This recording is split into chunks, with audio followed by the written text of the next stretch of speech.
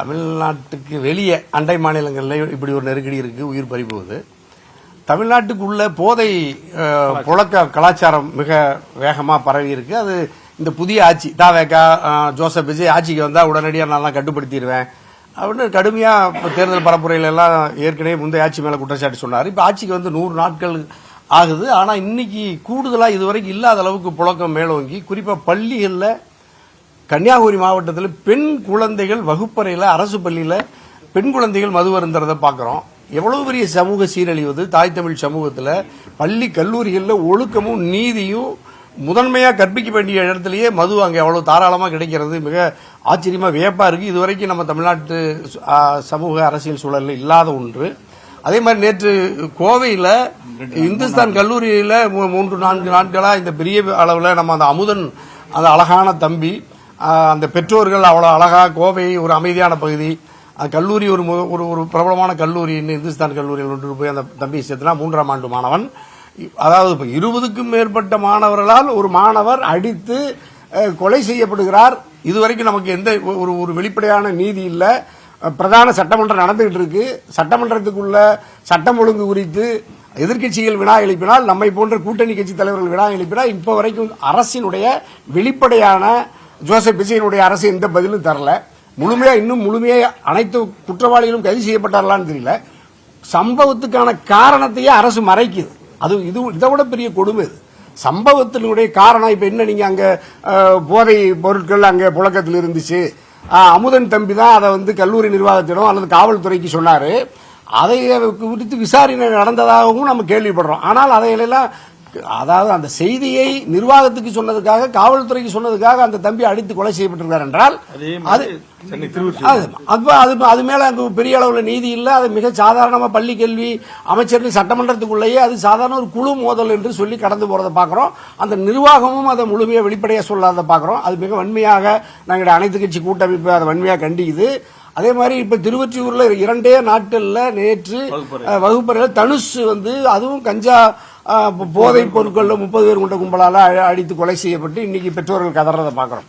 அப்ப பள்ளியில கல்லூரிகளே போதை சந்தைகளாக கேந்திரங்களாக மாறுவது, அதை விநியோக மையமாக மாற்றுகிற அளவுக்கு ஒரு சமூகம் சீரழிந்திருக்கிறது. அதை இந்த ஜோசப் விஜய் அரசு வேடிக்கை பார்க்கிறது, கட்டுப்படுத்தல. ஆனா இதை எப்படி நம்ம கட்டுப்படுத்தி இந்த சமூகத்தை நல்வழிப்படுத்தி ஒழுங்குபடுத்துறது? அப்ப நம்ம ஒரு முதல் தலைமுறை பட்டதாரிகளா அந்த பெற்றோர்கள் பட்டியலிட சமூகத்தை சேர்ந்தவங்க எவ்வளவு சிரமப்பட்டு அந்த பெற்றோர்கள் கதறி அழுகிறத நம்ம கண்ணீரோட பாக்குறோம். எப்படி நம்பி பள்ளிக்கு பெண் பிள்ளைகளை அனுப்புனா அது மதுவுக்கு இரையாகி கிடக்கு, ஆண் பிள்ளைகளை அனுப்புனா நீங்க அதுகளும் உயிருக்கே ஆபத்து, உயிர் அச்சம் இருக்கு. இதெல்லாம் சட்டமன்றம் நடந்துகிட்டு இருக்கிற பொழுதே நடக்குது. இதெல்லாம் என்ன சட்டம் ஒழுங்கு இந்த தமிழ்நாடு அரசு காவல்துறை பராமரிக்குது? ஆகவே இந்த அனைத்து கட்சி எங்களுடைய கூட்டமைப்பு சார்பா மிக வன்மையா தமிழக வெற்றி கழகத்தினுடைய அரசை, ஜோசப் விஜய் அரசை இரும்பு கரம் கொண்டு போதையை கட்டுப்படுத்துறதுல உங்களுக்கு என்ன சிரமம்? தேர்தலுக்கு முன்பு எப்படியெல்லாம் வீரவசனம் பேசுறது ஜோசப் விஜய், தேர்தல் கடந்து 100 ஆண்டுகள் முதலமைச்சரானவர் 100 நாள் ஆயிருச்சு. சம்பவம் தொடர்ந்து பள்ளியில் மாணவர்கள் படுகொலை செய்யப்படுகிற அளவுக்கு சட்டம் ஒழுங்கு சீரழிந்து கிடக்கிறது. பெண் பிள்ளைகளை பாதுகாப்பு இல்லை. ஆனா இவைகளெல்லாம் ஒழுங்குபடுத்துறதுல உங்களுக்கு கவனம் இல்லை. மாலையில 24 மணி நேரமும் அரசியல்ல பொது வெளியில் இருக்க வேண்டிய முதலமைச்சர் எங்க மறைஞ்சிருக்கிறீங்க? உங்களுடைய 24 மணி நேரமும் என்ன அரசியல் அல்லது நிர்வாகத்தை கண்காணிக்கிறீங்கிறதே வெளிப்படை இல்லை. அமைச்சர்கள் ஏதாவது வெளிப்படையா சட்டமன்றத்துக்குள்ள பேசுறாங்களா? சட்டமன்றத்துக்குள்ள ஆளுகிற கட்சி பதில் சொல்லல. சட்டமன்றத்துக்குள்ள இருக்கிற எதிர்கட்சிகளாவது இதை பத்தி ஒரு கூர்மையான விவாதங்களை பிரதான ஆளுகிற திமுகவோ அதிமுகவோ பிரதானமா இதை நேர்மையா விவாதிக்கிறாங்களா? இதோட கொடுமை இன்னும் அந்த மதுபானத்துல நீங்க வந்து மதுவை கட்டுப்படுத்துறேன்னு சொன்ன விஜய் 11 வகையான மதுபானத்தை செயற்கை நிறம் ஊட்டி சுவை ஊட்டின்னு சொல்லிட்டு ஒரு 24 மணி நேரத்துக்கு முன்னாடி தடை செய்றீங்க. 24 மணி நேரத்தில் மதுபான ஆலைகளுக்கு மீண்டும் அதை ஒழுங்குபடுத்தி விற்பனைக்கு மீண்டும் அனுமதிச்சிருக்கீங்க. அப்ப என்ன, இப்ப நீங்க திமுகவை விட அதிமுகவை விட முந்தைய ஆட்சியின் சீர்கேடுகளில் இருந்து மாற்றத்தை கொண்டு வரும்னு சொன்ன விஜய் ஒரு மாற்றத்தை கூட கொண்டு வராமல் ஏற்கனவே இருந்த சீர்கெட்டு கிடந்த நிர்வாகத்தை மீண்டும் சீர்கெடுத்துகிற வாய்ப்பை தான் இந்த ஜோசப் விஜய் அரசை பார்க்கிறோம். ஆகவே இனிமேலாவது விழித்துக் கொண்டு தமிழ்நாடு அரசு, தமிழக வெற்றி கழக அரசு, ஜோசப் விஜய் சட்டம் ஒழுங்கிலையும் அண்டை மாநிலங்களில் பச்சை தமிழர்கள் 3 பேர் கர்நாடக வனத்துறையால் சுட்டுக் கொலை செய்து இருக்கிறதெல்லாம் நீங்க உடனடியாக கர்நாடக அரசை அல்லது நீங்க சட்டப்படி நடவடிக்கை எடுத்து இங்கே வழக்கு பதிவு செய்யணும். இங்க வழக்கு பதிவு செய்து அந்த வனத்துறையினர் கைது செய்யற அளவு கைது செய்யணும். அந்த இறந்து போன தமிழர்களுக்கு அரசு வேலை கொடுக்க, உங்க கட்சிக்கு மாநாட்டுக்கு வந்து கூட்டத்துக்கு வந்து நெரிசல் இருந்தா அரசு வேலை உச்சநீதிமன்றத்து வரைக்கும் போய் உறுதி செய்றீங்க. 20 லட்சம் ரூபாய் பணம் கொடுத்திருந்தீங்கல்ல, இந்த 3 தமிழர்களுக்கு உடனடியாக அரசு குடும்பத்தினுடைய அரசு வேலை கொடுக்கணும். தமிழ்நாடு அரசு கர்நாடக அரசு கிட்ட இழப்பீட்டை வாங்கி இழப்பீடு கொடுக்கணும். அதே மாதிரி இந்த கல்லூரி போதை பழக்கத்தில் இன்னைக்கு தனுசும் அமுதன் இறந்திருக்காங்க. அந்த குடும்பத்துக்கு அரசு வேலை தரணும், 1 கோடி ரூபாய் இழப்பீடு தரணும். அது நீங்க கல்லூரி நிர்வாகத்திற்கு அரசு கொடுக்குமான்னு தெரியும். யாராவது ஒருத்தர் கட்டாயமா அதில் கொடுக்கணும். இவைகளெல்லாம் குறித்து தமிழ்நாட்டை ஆளுகிற கட்சியும் பிரதான எதிர்க்கட்சிகளும் மக்களின் மீது அக்கறை இல்லாமல் இருக்கலாம். 8 கோடி தமிழர்களை உயிருக்கு உயிராக நேசிக்கிற இயக்கங்கள் தான் நாங்க. 24 மணி நேரமும் பதவிகளையோ அல்லது எந்த தடித்த அரசியல் ஆதாயத்தை எதிர்பார்க்காத மக்களோடு மக்களாக இருந்து 24 மணி நேரமும் இயங்குகிற தலைவர் பெருமக்கள் தான் நாங்க. பல்வேறு மக்களுக்காக போராடி பல்வேறு வழக்குகளை சந்தித்து சிறைக்கு போன தலைவர்கள் நாங்க. இப்ப ஆட்சியில் இருக்கிறவங்களும் எதிர்க்கட்சிகளும் ஒரு வழக்கு ஒரு நாள் சிறைக்கு போகாதவங்க. இவர்கள் எப்படி நம்மகிட்ட நீதி கிடைக்குமாங்கிற அச்சம் தமிழ்நாட்டு மக்களிடம் இருக்கிறது. ஆகவே தமிழ்நாட்டினுடைய தாய் தமிழ் உறவுகள் 8 கோடி பேர் எங்களுடைய அனைத்து கட்சி இந்த மக்களுக்காக போராடுகிற அனைத்து கட்சி கூட்டமைப்பை மிக வலிமையாக ஆதரிக்கிறார்கள்.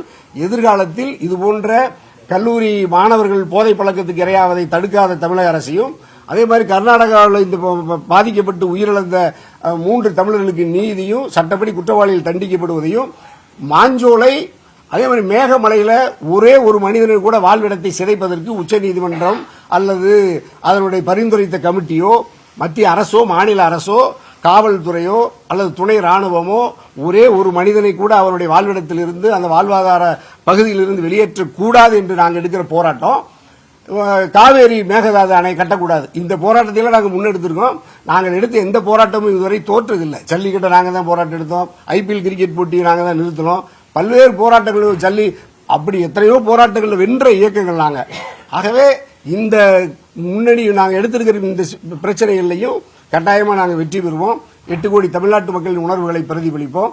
எதிர்க்கட்சியும் தமிழக ஆளுகிற கட்சி வெற்றி கழகமும் இனிமேலாவது திருந்தி இது மாதிரியான மக்கள் விரோத சிக்கலில் இருந்து சட்டம் ஒழுங்கை சீராக்கி மக்களை பாதுகாப்பாக வைக்கணுங்கிறத எங்களுடைய வேண்டுகோளா வைக்கும். அமுதன்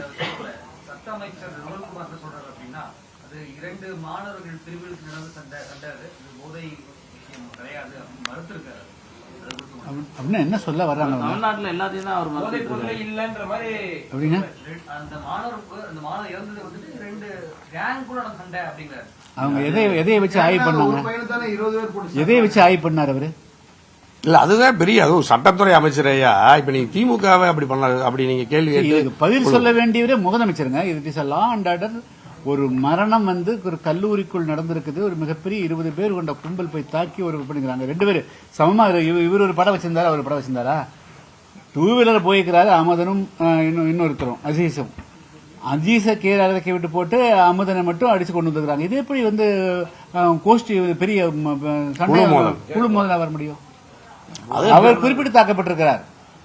அதை இதுக்கு சரியான பதில் சொல்ல வேண்டிய இடத்தில் இருக்கக்கூடியவர் தமிழ்நாடு போலீஸ் துறைக்கு பொறுப்பேற்றிருக்கக்கூடிய தமிழ்நாடு முதலமைச்சர் விஜய் அவர்கள் தான் சொல்லணும். தவிர பள்ளிக்கல்வித்துறை அமைச்சர், அப்புறம் மீன்வளத்துறை அமைச்சர், அப்புறம் சுற்றுலாத்துறை அமைச்சர், இதெல்லாம் அப்ப அந்த தன்மையை அந்த சீரியஸ் அதனுடைய முக்கியத்துவத்தை மழுங்கடிக்கிற வேலை தான். கடந்த கால ஆட்சியில் இருந்த போதைப் பொருள் இப்பயும் அதேதான் பயன்படுத்த அதை விட 10 மடங்கு கூடியிருக்கு. ஆகவே நீங்க அமுதன் இதுல கூட நீங்க குழு மோதல் அப்படின்னா அமுதனோட குழு யாரு? அமுதனோட குழு தாக்குதலினால இன்னொரு குழுவில் பாதிக்கப்பட்டது யாரு? பதில் இல்ல. என்ன காரணத்துக்காக அந்த படுகொலை நடந்துச்சு இதுவரைக்கும் நிர்வாகம் சொல்லல, காவல்துறை சொல்லல. 2 பேர் ஏன்னா இது மாதிரி அங்க கஞ்சா விநியோகம் நடந்துட்டு இருக்கு அப்படின்றத இவன் இவனுக்கு தெரிஞ்சு இதை கல்லூரி நிர்வாகம் கூட்டு இவனை விசாரிச்சு இவன் கல்லூரி நிர்வாகத்துக்கு ஸ்டேட்மெண்ட் கொடுத்திருக்கான். காவல்துறைக்கு அந்த தகவல் சொல்லப்பட்டிருக்கு. காவல்துறையும் கூட்டு விசாரிச்சிருக்கு. ஆக இது முழுக்க முழுக்க அங்கு அந்த பகுதியில் வித்த போதைப் பொருள் கஞ்சா உள்ளிட்ட நவீனமான போதைப் பொருள்களை இங்க அதிக அளவில் பயன்படுத்துறாங்கிறது இப்ப அந்த பகுதியை சார்ந்த பொதுமக்களே பேட்டி கொடுத்திருக்காங்க. இங்க போதை கலாச்சாரம் நிறைய இருக்கு, மயக்கம் போட்டு விழுறாங்க, அடிச்சுக்கிறாங்க, சண்டை போட்டுறாங்க அப்படின்னு. இப்ப நீங்க தொலைக்காட்சி சமூக வலைதளங்களை பார்த்தாலே எங்க மற்ற ரோட்ல பஸ்ஸுக்கு ஏற்ற மாதிரி படுத்துக்கிறான், காவல்துறை அதிகாரி அடிக்கிறான், பொதுமக்களை வெட்டுறான், துரத்தி வெட்டுறான். உங்களுக்கு தெரியும் இப்ப இங்க கல்லூரி மாணவர்களே உங்களுக்கு நம்ம சென்ட்ரல் ரயில் நிலையத்தில் ஒருத்தவங்க துரத்தி போய் வெட்டுறாங்க. இப்போ நேற்றுக்கு திருவொற்றியூரில் நடந்தது அப்படிதான். ஆக மிகப்பெரிய ஒரு போதை மாபியாக்கள், போதை கலாச்சாரம் இன்னைக்கு தமிழ்நாட்டில் எந்த ஆட்சி காலத்தில் இல்லாத வண்ணம் இங்க வந்து கொடிகட்டி பறக்கிறது. அதனுடைய வெளிப்பாடு தான் இன்னைக்கு மனித உயிர்கள் இன்னைக்கு மலிவற்றதாக மாறி இருக்கிறது. அதனால கண்டிப்பா இதுக்கு பொறுப்பான முதலமைச்சர் கண்டிப்பா அவர் இது மீது கடுமையான நடவடிக்கை எடுக்கணும். இதுக்கு ஒரு பதிலை முதலமைச்சர் தான் சொல்லணும். ராஜ்மோகன் சொல்றதையோ சம்பந்தப்பட்ட நிர்மல்குமாருக்கோ அது பொறுப்பு இல்லை. அந்த இன்டெலிஜென்ஸ் ரிப்போர்ட் உள்ள சட்ட ஒழுங்கு எல்லண்டோவை மெயின்டைன் பண்ற இந்த நாட்டுடைய முதலமைச்சர் தான் இதற்குரிய பதில சொல்லணும். நன்றி. Okay, thank you. ஒரு கேள்வி. கர்நாடகா தமிழ்நாட்டுக்கு எதிராக மேகதாது காட்டுறாங்க, தமிழர்கள் எதிர்த்து போராடுறாங்க. கர்நாடகாவில் 3 பேர் சுட்டு கொண்டு இருக்காங்கல்ல, இந்த வன்மத்தை வச்சு கூட செய்ய வாய்ப்பு இருக்குங்க? அந்த மாதிரி இல்ல இருக்கும். இவங்க வந்து மேகதாட்டு அருகில தான் இது நடந்திருக்கு. அதனால மேகதாட்டு அருகே யாரா வந்தாங்களா தமிழர்கள் அப்படின்ற அடிப்படையில் கூட ஒரு அச்சத்தை உருவாக்குறதுக்காகவே கூட இந்த திட்டமிட்ட இந்த படுகொலையா கூட இது இருக்கலாம். அதனால கர்நாடகா செய்யறது மேகதாட்டிலையும் அநியாய அக்கிரமம், நமக்கு உச்சநீதிமன்றம் காவிரி நதிநீரை சொல்லியும் தண்ணீரை திறந்து விடுறது அநியாய அக்கிரமம். இந்த மாதிரி பேருந்துகளை கொளுத்துறது, தமிழர்களை அடிக்கிறது, வீடுகளை தீக்கரையாக்குறது, உச்சநீதிமன்றம் கடந்த காலங்களில் பாதிக்கப்பட்ட மக்களுக்கு வழங்கிய நிதியை தர மறுக்கிறது, இது முழுக்க முழுக்க ஒரு இன வெறியுடன் தமிழர்களை கர்நாடக அரசு கையாளுகிறது. இனியும் நாங்கள் பொறுக்க முடியாது. இதற்கான ஒரு கவுண்டர், இதற்கான ஒரு எதிர்வினையை தமிழ் சமூகம் ஆற்றும். தமிழ்நாட்டில் இருக்கிற ஒத்த கருத்துள்ள அரசியல் கட்சிகள், அமைப்புகளை அணிதிரட்டி விரைவில் இதற்கான தக்க பாடத்தை நாங்கள் கர்நாடகத்துக்கு புகட்டுவோம். இனியும் பொறுப்பதற்கு இல்ல. எத்தனை உயிர்களை நாங்கள் பலி கொடுப்பது சொல்லுங்க? தமிழ்னா செத்துக்கிட்டே தான் இருக்கணுமா? எங்க வீடுகள் என்ன எழுவிடாதான் இருக்கணுமா? அப்ப இதுக்கு ஒரு முடிவை நாங்க கட்டுவோம். 91ங்க அப்ப இதே மாதிரி காவிரி பிரச்சனை வந்த போது மாண்டியா மாவட்டத்தில் வந்து ஆயிரக்கணக்கான தமிழர்கள் வந்து தமிழ்நாட்டிலிருந்து போய் பல வருஷங்களாக வந்து அங்க கரும்பு விவசாயம் பண்ணுகிறாங்க. அத்தனை குடும்பங்களையும் அடிச்சு விரட்டினாங்க. அவங்க வந்து வீட்டில் வரபோது துணிமணியும் கூட ஒன்று கட்டின துணியோட தான் வெளியே வந்தாங்க. ஸோ எல்லா காலகட்டங்களிலும் இந்த காவிரி பிரச்சனையை வச்சு தமிழர்களுக்கு எதிரான சிந்தனை வந்து கர்நாடகத்தில் அப்படியே நீர்பூத்து எப்பப்பெல்லாம் தேவைப்படுதோ அவங்க வந்து தமிழர்களை குறி வச்சு தாக்குறாங்க. ஆனால் சிறு சிறு சந்தர்ப்பம் கிடைத்தாலும் கூட அது வந்து இது காவிரி மனசுல வச்சு ஆன்டி தமிழ் மக்கள், தமிழக மக்களுக்கு எதிராக நடக்கக்கூடிய செயல்கள் தான். அதனால இந்த பிரச்சனையிலையும் அந்த காவிரி அவர்கள் மனசுல வச்சு செயல்படுன்னு சொல்ல முடியாது. இல்ல முக்கியமா வந்து நெல்லையில் நடக்கக்கூடிய போராட்டம், மாஞ்சோலை தேயிலை தோட்ட தொழிலாளருடைய பிரச்சனையும் மேகமலை இருக்கக்கூடிய ரெண்டு இந்த பிரச்சனைங்க கர்நாடகத்திற்கு வந்துமா இது வந்து ஒரு இன்ட்ரெஸ்டட் பிரச்சனை. ஏற்கனவே நாங்க திடீர் தான் நாங்க வந்து தமிழ் வாழ்வுரிமை கூட்டமைப்பு, உங்களுக்கு தெரியும், பெரிய பேருந்துகளை பிடிச்சி கன்னட அமைப்புகள் அலுவலகங்கள்ல முற்றுகிட்டோம். அந்த மாதிரி இது அரசுக்கு ஒரு சவுக்கடி கொடுக்கறதுக்கு நாங்க தலைவர்கள் பேசி திடீர்னு அந்தந்த கட்சி தொண்டர்கள் அந்தந்த எல்லைகள்ல இதற்கான எதிர்வினை ஆற்றுவோம். இதுல சரியான நடவடிக்கை எடுக்கணும். அங்க போராட்ட குழு, விவசாயிகள், பாதிக்கப்பட்ட குடும்பங்கள் சொல்லியிருக்காங்க. அவங்க கோரிக்கைகள் ஏற்கப்பட்டு அந்த குடும்பத்துக்கு நீதி வழங்கப்பட்டு அந்த குடும்பத்தில் ஒருவருக்கு கர்நாடக அரசு வேலை கொடுத்து அந்த பாதிப்புக்கான 2 கோடி ரூபாயை வழங்கி திரிநாட்டு கொலை வழக்கில் அந்த பாரஸ்டரை கைது செய்யணும். அப்படி இல்லை என்றால் பல வீரப்பெண்கள் உருவாவாங்க. இது காலத்தின் கட்டாயம். இனிமேல் பொறுக்க முடியாது. Okay, thank you. நன்றி. தேங்க்யூ.